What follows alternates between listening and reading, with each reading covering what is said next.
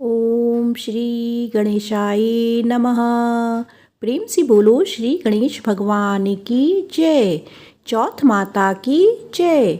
आज संकष्टी गणेश चतुर्थी के दिन मैं आपको चौथ माता की संपूर्ण कथा सुनाऊंगी।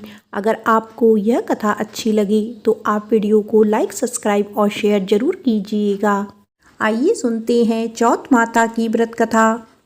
संकष्टी के दिन चौथ माता की कथा सुनने से ही व्रत पूर्ण माना जाता है तथा समस्त मनोकामनाएं पूर्ण होती हैं।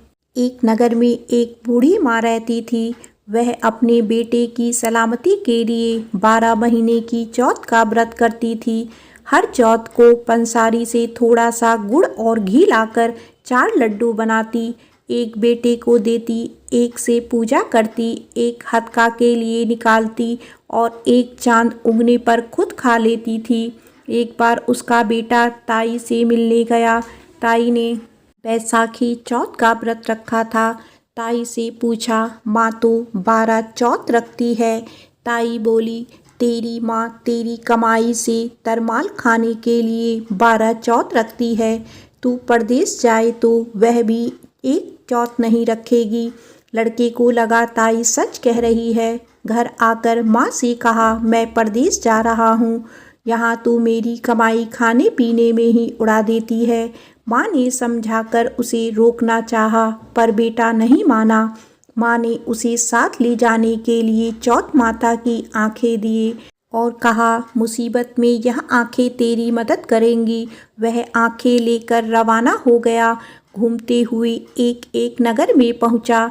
उसने देखा एक बूढ़ी माँ रोती जा रही है और पुआ बनाते जा रही है।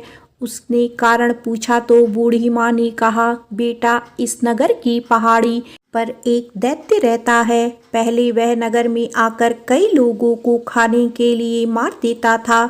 अब राजा हर घर से एक आदमी दैत्य के पास भेजता है और आज मेरे बेटे की बारी है, इसीलिए मैं रो रही हूँ और उसी के लिए पुए बना रही हूँ। वह बोला, तू पुए मुझे खिला दे, तेरे बेटे की जगह मैं चला जाता हूँ।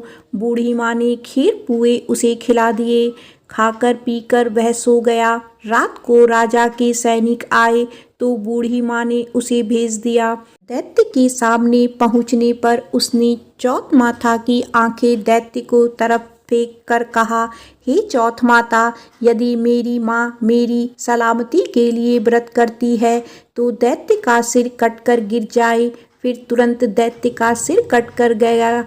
लड़का वापस आ गया। राजा ने उसे उपहार देकर विदा किया। चलते चलते वह एक दूसरे राजा के नगर पहुंचा। इस राज्य में आवा तभी पकता था जब एक इंसान की बलि दी जाती थी। सिपाहियों ने उसे पकड़कर आवे में चुन लिया।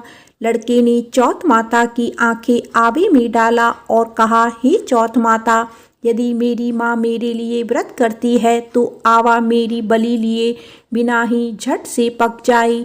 ऐसा कहते ही आवा तुरंत पक गया। आवे में से मिट्टी की जगह सोने चांदी के बर्तन निकले। अंदर से लड़का बोला, बर्तन धीरे धीरे निकलना, कहीं मुझे लग ना जाए। राजा ने उसे निकलवाया और पूछा, इस आवे से तुम बच कैसे गए? लड़के ने बताया कि उसकी माँ चौथ माता का व्रत करती है, व्रत के कारण ही वह बच पाया है। राजा को तब विश्वास नहीं हुआ। उसने एक चांदी की सुराही मंगवाई और कहा कि सुराही की नली से निकल कर दिखाओ, तभी मुझे विश्वास होगा। लड़के ने चौथ माता को याद करके आंखें सुराही में डाल दिया और कहा, मैं भंवरा बन सुराही से निकलूं। लड़का तुरंत भंवरा बनकर सुराही से निकल गया। तब राजा ने खुश होकर राजकुमारी की शादी उसके साथ करवा दी और सभी लोगों को चौथ माता का व्रत करने को कहा। एक दिन उसे माँ की याद आई। उसने राजा के पास जाकर खुद के नगर जाने की इच्छा जाहिर की। राजा ने रथ, घोड़ा, हाथी और खूब सारा दान दहेज देकर उसे विदा किया। चौथ के दिन वह अपने नगर पहुंचा। वह अकेला पंसारी के यहाँ माँ का इंतजार करने लगा। सोचा, चौथ है तो माँ यहाँ जरूर आएगी। थोड़ी देर बाद लकड़ी टेकती हुई माँ आती दिखी। उसकी माँ की आंखों में जाले आने के कारण दिखना कम हो गया था। लड़के ने जानबूझकर उस स्त्री के बेटे को अपशब्द कहने लगा। माँ ने उसे नहीं पहचाना और कहने लगी, भैया मुझे चाहे जितनी गाली दे दो, पर मेरे बेटे को कुछ मत कहना। यह सुनते ही बेटा माँ के चरणों में गिर पड़ा और कहा, माँ मैं तेरा ही बेटा हूँ, मुझे माफ़ कर दो। तब माँ ने उसे गले से लगा लिया। नगर के लोगों ने विश्वास नहीं किया कि वह उसी का बेटा है। बूढ़ी माँ ने चौथ माता को याद करके कहा, हे चौथ माता, यदि मैं अपने बेटे के लिए व्रत करती हूँ तो मेरे स्तन से दूध भर जाए और उसकी धार मेरे बेटे के मुख में गिरे। माँ के स्तनों से दूध की धार निकलकर बेटे के मुंह में गिरने लगी। लोग चौथ माता की जय जयकार करने लगे। उस नगर के सभी लोग चौथ माता का व्रत करने लगे। हे चौथ माता, जैसे बूढ़ी माँ और उसके बेटे की सहायता की, वैसे ही करना। कहानी सुनने और हुंकार भरने वालों पर अपनी कृपा करना। प्रेम से बोलिए चौथ माता की जय। आइए सुनते हैं संकट चौथ की एक और पौराणिक कथा। एक गांव में एक साहूकार और साहूकारनी रहते थे। दोनों ही कोई पूजा पाठ नहीं करते थे। संभवतः इसी कारण उनकी कोई संतान नहीं थी। एक दिन साहूकारनी अपने पड़ोसी के घर गई तो उसने देखा कि वे कोई पूजा कर रही है। पूछने पर पता चला कि उस दिन संकट चौथ थी। पड़ोसन उसी की पूजा कर रही थी। साहूकारनी ने उससे पूछा कि चौथ का व्रत करने से क्या होता है। इस पर पड़ोसन ने कहा कि इसे करने से अन्न धन्य सुख सुहाग संतान सब मिलता है। इस पर साहूकारनी ने कहा, यदि वो गर्भवती हुई तो सवा सिर तिलकुट बनाकर चौथ का व्रत करेगी। गणेश भगवान की कृपा से वे गर्भवती हो गई। तब उसने संतान के जन्म पर व्रत पूजा करने का इरादा किया। कुछ समय बाद उसका पुत्र हुआ तो फिर उसने व्रत को टाल दिया और कहा कि जब उसके बेटे का विवाह होगा तब वो संकट चौथ का व्रत करेगी। बेटा बड़ा हुआ और उसका परदेश में विवाह सुनिश्चित हो गया। जब बेटा बारात लेकर गया तब भी साहूकारनी ने व्रत करने का इरादा नहीं दिखाया।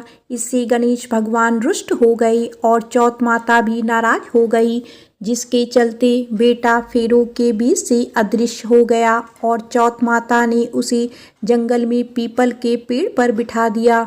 बहुत खोजने पर भी जब वह नहीं मिला तो विवाह आधा अधूरा रह गया और सभी अपने घर चले गए। एक दिन उस युवक की अर्धविवाहिता पत्नी अपनी सहेलियों के साथ पूजा के लिए दूब लेने जंगल गई। रास्ते में वहीं पीपल का पेड़ पड़ा जिस पर उसका आधा पति बैठा था। उसने आवाज़ दी, आ मेरे अर्धब्याही। डर कर लड़की घर चली आई पर दुख से सूखने लगी। जब उसकी माँ ने उसका कारण पूछा तो उसने जंगल की घटना का जिक्र किया। उसकी माँ उसी स्थान पर गई तो उसने देखा कि सेहरा पहने साफा बांधे उसका जमाई पीपल पर बैठा है। उसने इसका कारण पूछा तो लड़के ने बताया कि उसकी माँ ने बोलने के बाद भी चौथ का तिलकुट नहीं किया, इसीलिए चौथ माता ने नाराज होकर उसे यहाँ बैठा दिया। यह सुनकर लड़की की माँ साहूकारनी के घर गई और उसने पूछा कि तुमने संकट चौथ का कुछ बोला था? तो उसने कहा, हाँ तिलकुट बोला था। तब उसकी समधिन ने कहा कि बोलने के बावजूद अपना वचन ना निभाने के कारण सबको दंड भुगतना पड़ रहा है। इस पर साहूकारनी ने कहा कि जैसे ही उसका बेटा बहू लेकर घर आएगा वो तिलकुट करेगी। इससे गणेश जी प्रसन्न हो गए और उसके बेटे को मुक्त करके फेरे पूरे करने का आशीर्वाद दिया। धूमधाम से विवाह हो गया और बहू को लेकर घर आया। इसके बाद प्रसन्न साहूकारनी ने 2.5 मन तिलकुट का पूजन किया। साथ ही प्रार्थना की, हे गणेश और चौथ माता, जैसे आपने आशीर्वाद से मेरे कष्ट दूर हुए ऐसे सबके दूर हो और वो हमेशा संकट चौथ और तिलकुट करने लगी। तभी से सब लोग यह कथा को पढ़कर इस व्रत को करते हैं। एक बार प्रेम से बोलिए गणेश जी महाराज की जय, चौथ माता की जय।